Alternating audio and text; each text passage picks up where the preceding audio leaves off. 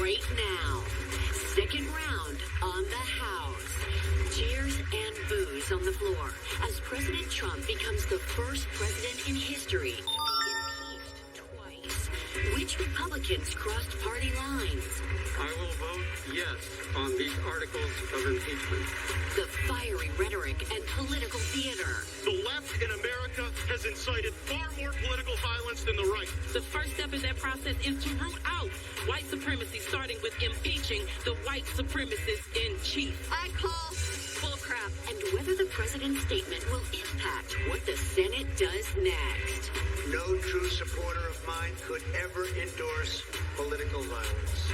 Plus, Cindy McCain is live with her view of the growing GOP support to convict Trump and how she sparked outrage for crossing the aisle to endorse Joe Biden. And Rob Lowe talks about how the pandemic impacted the new season of 911 Lone Star and his real life in lockdown living with his 2 adult kids. Here come Hot Topics with Whoopi, Sarah Haynes, Joy Behar, Sunny Austin, and Meghan McCain. Now, let's get things started. Well, hello and welcome to The View. Now, you know who always brags about hitting historic firsts. And yesterday, the House helped him out by making him the first president ever to be impeached twice. 10 Republicans got on board this time around, but most held the line. And here's some of what went down on the floor. Take a look. Not just about impeachment anymore, it's about canceling, as I've said. Canceling the president and anyone that disagrees with them. I've read many of my GOP colleagues know what the president did was wrong, but are afraid for their lives if they cross the president. These facts require immediate action by President Trump. Accept his share of responsibility. I understand for some, this call for unity may ring hollow. Others, including myself, are responsible for not speaking out sooner.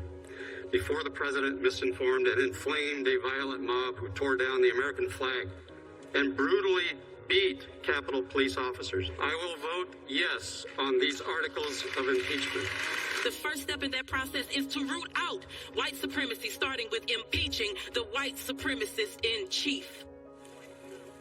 So, Joy, they like to talk about, what went on, but they do fail to mention that the American flag had been replaced in many places by the flag that said Trump. I just wanted to point that out.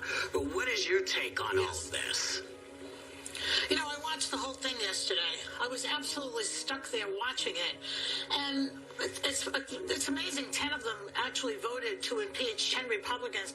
But, first they were afraid, the others were afraid that they would be impacted by Trump's tweets and then they would lose their career and not get reelected, and they were frightened. Now they're physically afraid of these people. That's what, Peter Meyer, I think that's how you say his name, one of the Republicans who voted to impeach, he says that he's buying body armor and he's altering his daily routines because of the threats he's getting. This is what Trump and his followers have brought us to, the mafia. That members of Congress are in fear for their lives when they vote because you don't like their vote, so you're going to threaten their lives. It's really sick. And let me say this also. 2 things. I was in Normandy. I went to Normandy a couple of years ago, and when you go to Normandy and you see those crosses and those Jewish stars out there of all these kids who got killed in World War II, it reminds you of what this country was. This country sacrificed American lives to fight fascism, and now we are fighting ourselves. We are fighting the fascists in this country. That is so appalling. Europeans must be looking at us and saying, what the hell happened to the United States of America? We look to you people for help all this time. And then number 3, this guy McCarthy, Kevin McCarthy, he's worse than all of them. Jim Jordan, Matt Gaetz, Louis Gohmert, also known as the Three Stooges, we know where they stand. We know that they are fascists. But Kevin McCarthy, who goes out there and says, well, I know he did it, he's guilty, to punish him. That, to me, is the insidious fascism that is growing up day by day in this country. And it's people like Kevin McCarthy who need to be dealt with, even more than Jim Jordan, who I can't stand, mind you. But at least we know who he is. This guy is like a slippery eel. I don't trust him at all, or anybody in that ilk. So those are my ideas from yesterday. Joy, I just want to clear something up. When you say dealt with, you mean censured? You mean having the ethics committee sit down with them. That's what you're talking about when you're talking about dealing with them, right?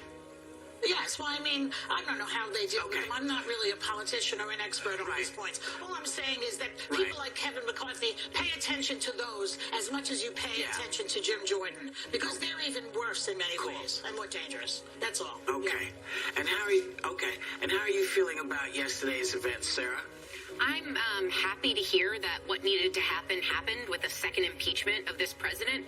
I took issue with some of the Republican arguments because I heard time and time again that, this would be rushed and this would be too quick. And I don't like comparing things with using what about this, but I really recently remember them pushing through a Supreme Court justice when people argued, please don't do this. We're in the throes of an election. This is divisive. And somehow that's lost on the Republicans arguing on the floor the other day.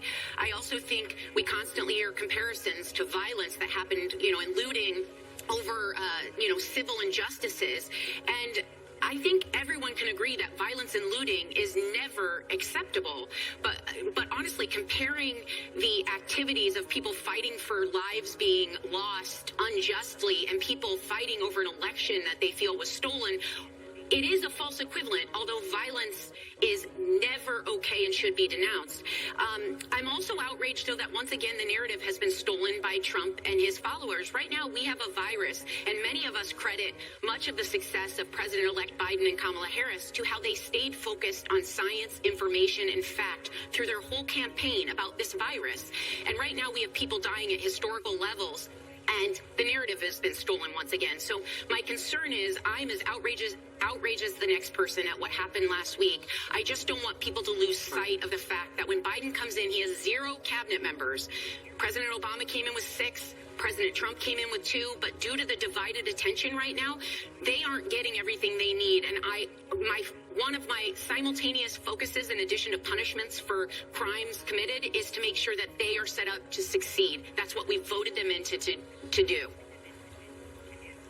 Yes. Well, I do want to mention that yesterday some Republicans claimed that you-know-who called for a peaceful and patriotic protest and didn't incite violence at last week's rally. But I want you to see from his mouth what he said to the people before they stormed the Capitol. Take a look. Our country has had enough, and after this, we're going to walk down, and I'll be there with you, and we're going to walk down to the Capitol. You'll never take back our country with weakness. And it's time that somebody did something about it. And, of course, he didn't walk down there with them. And he did not mention March in Peace for almost 4 hours after the melee. So when those guys get up and say, well, he didn't say that, he did. He told them to go march. That's what he did. That's why they're saying, he stirred it up. And he also told everybody he loved them. But this is way after the fact, and that they were special. And so I don't mind if they say, listen, we disagree. I just don't like you to say he didn't say it, because he did. He did. And all of this rigmarole would probably not be happening this way had he not fired him up from that stage with all those folks up there. But, what do I know? I'm just I'm an actor. I don't know what I am anymore. Anyway, we'll talk more about this when we come back, because we still have to hear from Megan and Sonny. We'll be right back. Welcome back. We were talking about the House making history by making who the first president to be impeached twice. How you feeling about all this, Sonny?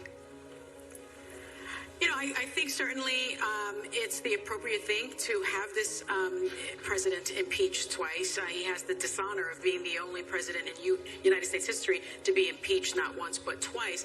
But really the important thing here will be is to have him also convicted in the Senate and have the punishment be that he can never run for office again. Peter Navarro was just on Fox News this morning. Just conspiracy theory after conspiracy theory again, saying that Trump won the November election, saying that there was election fraud. Maria was on there with him, saying, yes, 74 million Americans believe that he won. Peter Navarro said that he's going to run again in 2024 and that he would win again in 2024.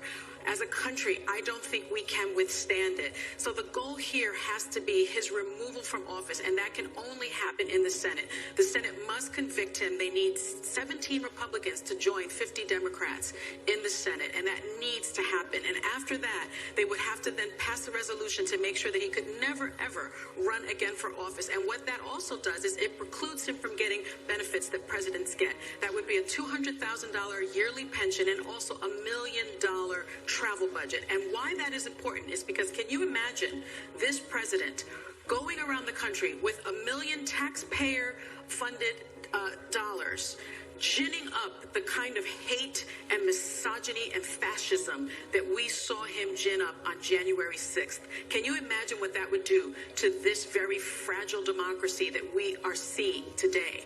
That scares the heck out of me for not only myself and Americans, but for our children. For our children. We have to stop this now, and it's only the Senate that can do it. Okay. And Megan, what's your thoughts on all of this?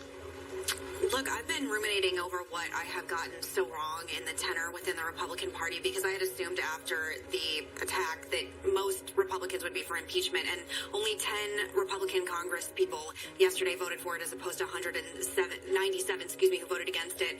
I'm going to give you guys some cold water on this conversation, because I really feel like I need to live in facts right now because I'm so emotional. Frank Luntz did a poll that was done Monday after the attack where 91% of Republican voters said that they would vote for Trump over again. 78% of Republican voters believe that President Trump's election was stolen. According to an Axios poll, 31% of Trump's voters think that he should form his own party in the country.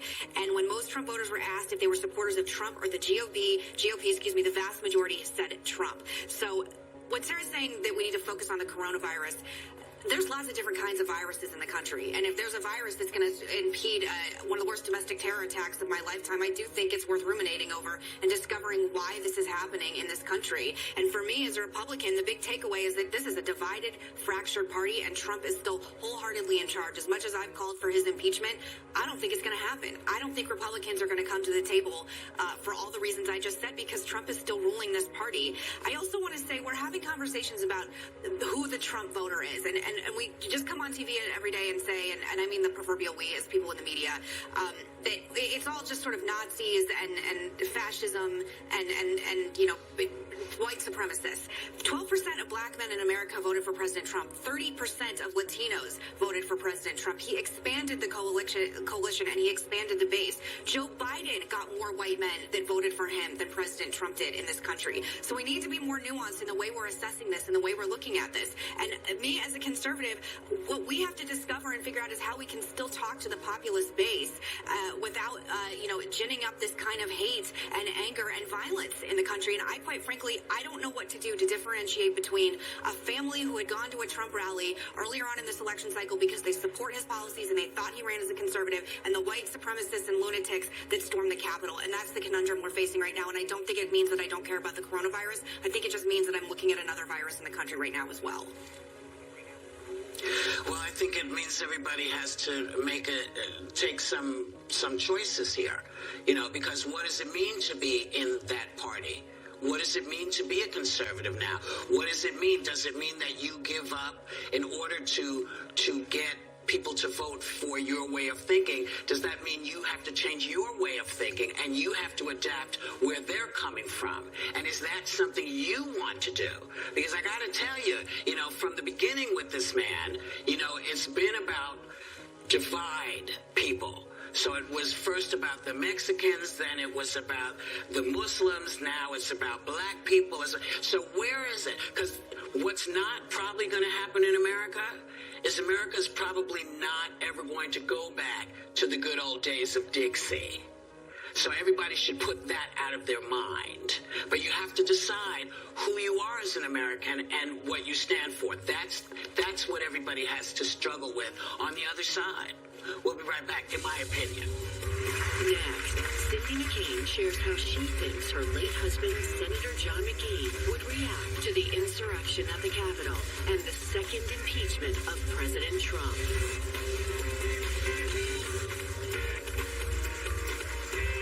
Welcome back. Cindy McCain made headlines and caught a lot of help from some right-wing extremists by crossing the aisle to endorse Joe Biden for president. But it's pretty clear who's on the right side of history right now. Please welcome Cindy McCain. Hello, Cindy McCain. Welcome back to The View. How are you? Thank you for having me. Cool. Now, for the first time in the United States history, the president has been impeached twice. I hate to say, does this shock you? Because who's not shocked by this? But do you think it's about time someone started noticing that he was going in the wrong direction? Well, I, like all of us, believe in the rule of law, and it was very evident and very clear the other day that the rule of law was nowhere to be found. And it was time, I think, for all Americans that we take stock in who we are and as we are in people and do the right thing. This is about our country. It's not about a party. It's about our country. And people say we have to move forward. I agree with that, but we have to take stock of what just happened as well. And remind our families and our neighborhoods and our communities that we need to care a little bit differently and a little more fervently about our country now, and most importantly, doing what's right for the country. And so this is a tremendous issue for the country. It's hard for all of us to watch. I, like all of you, watched it the other day and was brokenhearted to see the floor of the Senate, where my husband spent 30-some years, desecrated the way it was. It just broke my heart. And if there was ever a time I thought we needed my husband, it's right now. I wish he were here. We often think that. People often think that, I think, that where's John? Too bad John McCain can't be here. First of all, he would control Lindsey Graham, number one. And number two, his voice is needed. The moral center is missing. But somebody who really surprised me and impressed me was Liz Cheney, I have to say. I've never been a fan of hers, but she's the number 3 Republican, and she took a stand to support impeaching Trump. Good for her. And she's not scared. She's not scared. That's what I really like about her. Maybe it's because her father's Dick Cheney. I don't know. But what do you think she's having any impact on the outcome of yesterday's outcome at all? Well, I certainly think there's an impact all the way around. Remember, taking the hard stands, making the hard choices, the hard decisions are just that. They're hard. That's the understatement, right? But it's about doing what's right for the country. And I get back to that because that is why I'm so grateful that Joe Biden will be the president of the United States very soon. We need to not just worry about what occurred, and this was very dramatic. Don't misunderstand me, but we need to also take stock in our own communities, and I believe that the Biden-Harris ticket can do just that for us. We need to take stock in our schools and how we treat each other, respect, dignity. We need to go back to basics with regards to what we're teaching our children and what we're learning as adults. Now, Cindy, 10 Republicans voted yes to impeach the president. Did you have hopes that more would vote that way after what happened at the Capitol last week? And do you think more would have had the vote been private? Well, there's no such thing as a private vote. I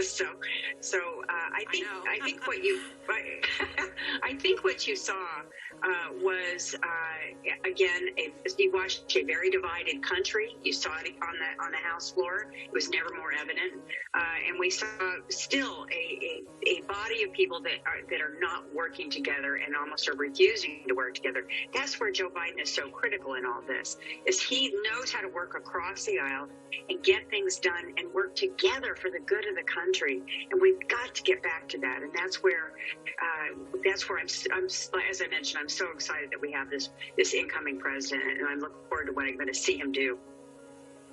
Hi, Mom. You look pretty. Hi. Thank you for coming on. Thank it's you. always So do weird you. interviewing you. Look, everyone wanted wanted me to ask you, and my phone blew up and Twitter blew up. The Arizona GOP is in talks to censure you, as well as former Senator Jeff Flake and our wonderful Governor Doug Ducey. And I think I'm actually included in the censoring because it's a part of the McCain family. I don't understand what's going on. I was horrified and disgusted. Why do you think there's such anger at our family and Jeff Flake and Doug Ducey? Well, it's the same thing. It's about doing what's right for the country, and certainly Senator Flake and our Governor Ducey have made some very tough decisions lately and in the past, but it was for the good of our state and for our country. I'm in good company. Your dad was censored by them. I think I'm going to make T-shirts for everyone and wear them. You will be happy to know, Megan, that they did take the family part out, so you're no longer included in being censored with the rest of me. If they censure you, they should censure all of us. I just don't understand it. It seems very anger and bitter for a state that's now blue, and obviously went to President-elect Biden, and the state is changing, and it's your home, and your father was born and raised in Arizona. I was born and raised. You were born and raised. I don't understand the anger and hostility, and I found it deeply hurtful. I know you did too. I just basically want to tell you I found it hurtful on national television. That's all. Well, go ahead. I'm sorry. No, I don't want to cut you off. If you have something, I want you to finish. Well, I think what we have seen here is when I began in the Republican Party officially, the Republican Party was the party of inclusion. It was the party of generosity. It was a party of country first. We have lost our way. We have lost our way, and it's time that we get back on track, because we've always been the party that cared deeply, that loved what our country did and what it stood for. We've lost our way, and I truly hope that as things progress on and we get further away from this mess that occurred, that we can do just that. We can get back on track and remind everyone that we are here for the country, not our party. So we're going to take a short break and then come back with more with Cindy McCain. We'll see you in a second.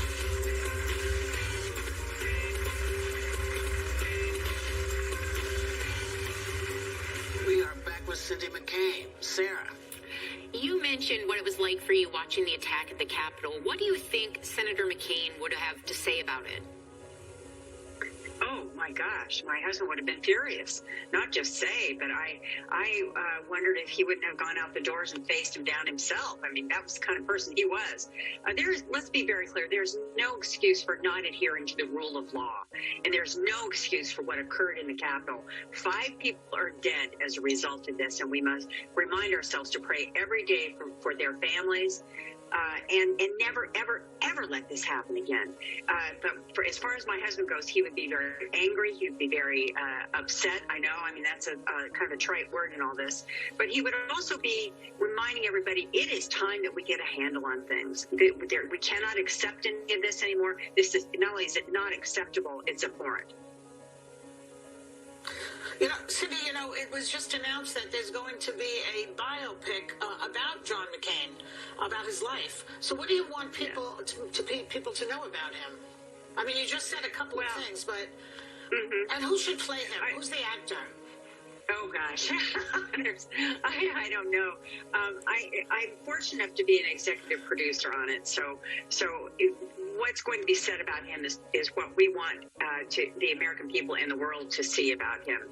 The kind of man he was, what made him the kind of man he was, his dignity, his respect for this country, his loyalty to this country, and much more. So I'm very excited about it. I've obviously never worked on a movie before, so I'll let you know how it goes. He wanted Robert Duvall. That'll be good for you. He also said Danny DeVito at one point. So. Well, there's a young John McCain and there's an older John McCain. Right. You can't just have Robert Duvall. Yeah. Maybe Ed Harris. Ed Harris. I had an old friend of John's call me just the other day and say, I want to be in the movie. Can Scott Eastwood play me? I said, I'll work on it. I don't know what to tell you. Well, I know it's a little bit off-putting, but I'll play him. I'll play John McCain. I like that. I could So do the it. family endorsement would be our family endorses this. I love it. Listen, it is always an honor and a pleasure to see you, Cindy McCain. And come back as often as you are comfortable. We'll be right back. Bye, Mom. I love you. Bye. Love you. TK, you tell your mother that I can put up with a lot, but I will not stand for someone stealing my last line of defense beauty products. No, I'm not going to do that. And would you kindly remind your father that he stole my beauty products for all 10 years of our marriage? And this is no way to treat a guest. I'm not going to do that either. A guest? A guest stops being a guest after a month or 4. From there on out, you are a squatter. Oh, Dad, why? It's not my fault that you allowed our only child to be shot right before a worldwide pandemic hit. Well, that was Rob Lowe, returning for season 2 of his hit series 911 Lone Star. And we are glad he found time to return to The View and visit with us right now. Please welcome back the fabulous Rob Lowe. Yay! Rob, before we get into everything, this has been a hell of a week. So if Aaron Sorkin had come to you and said, here's the plot to the episode that we're doing of this week's West Wing, and it was all about what we saw go on, would you have said, come on, nobody's going to believe this? I would have said nobody's going to believe it way before this week. You know, I love that people still love the West Wing and watch it all the time, and particularly sort of for comfort at this point, but it makes the West Wing seem like science fiction, for sure. There's no doubt about it. Yeah, or the Twilight Zone, at least. You know, we hear, spies tell me, that you had the ultimate celebrity sighting recently. Apparently, you say you saw Prince Harry, and you also say he was sporting a ponytail. Now, are you sure that was him? Because didn't you once claim you saw Bigfoot? So how can we really believe anything you say, Rob? Well, Joy, you're being nice to me. I thought you were going to say that I also claimed that Peyton Manning was retiring and he went on to win another Super Bowl. So my journalistic cred is, it's iffy. I might be the originator of fake news. It might be you. You guys may have me to blame for the phrase fake news, not the president.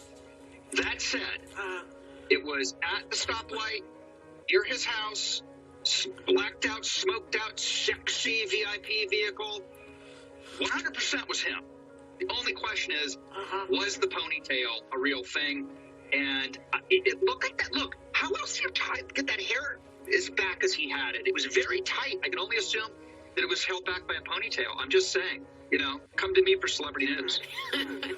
Well, Rob, I don't believe you for now. Like so many of us, you've gone through all the classic quarantine stages. You first fell in love with Tiger King and dressed up as Rob Exotic. You had a cardboard cutout of yourself at a ball game, a little FOMO there, and your 2 grown sons moved back home with you. So, how's that all going for you? Well, having 2 grown sons back in the house is the plot of every bad sitcom. And so I'm literally living a bad sitcom. But I do love having I love my boys, my wife and I love having them back.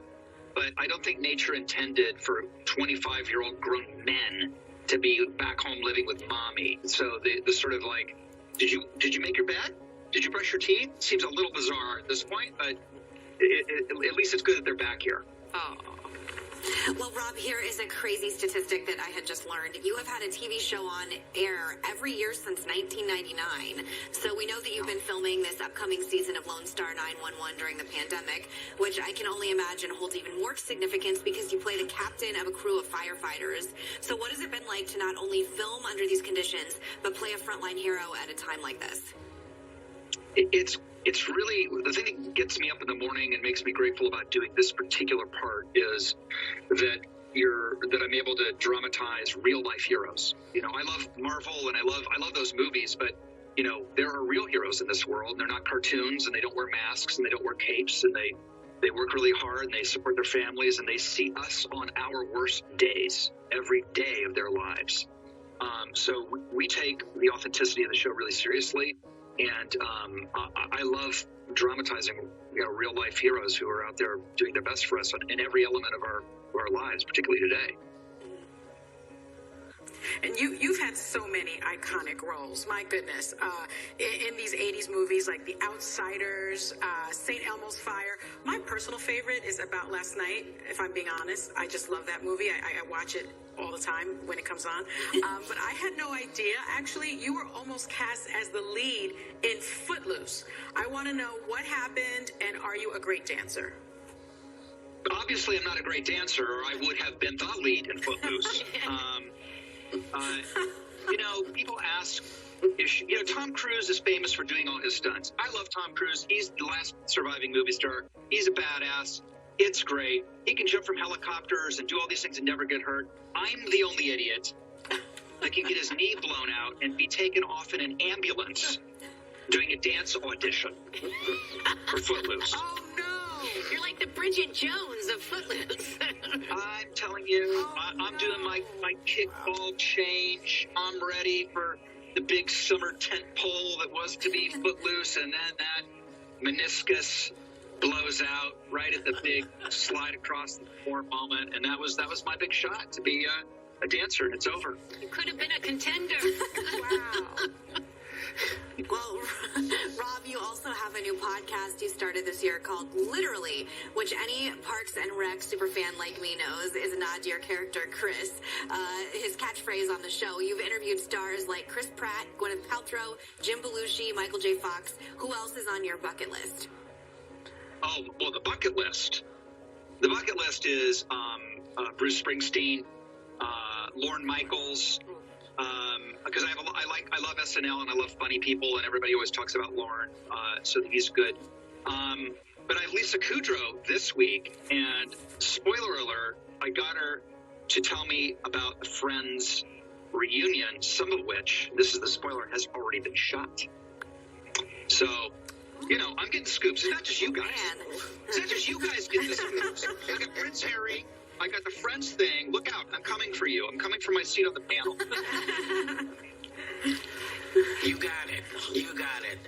It's always a pleasure to see you, baby. We love you. And Rob Lowe is in season 2 of 911 Lone Star. It premieres this Monday on Fox. We, of course, will be right back. Thanks, Rob. Love you guys. Thanks for having me.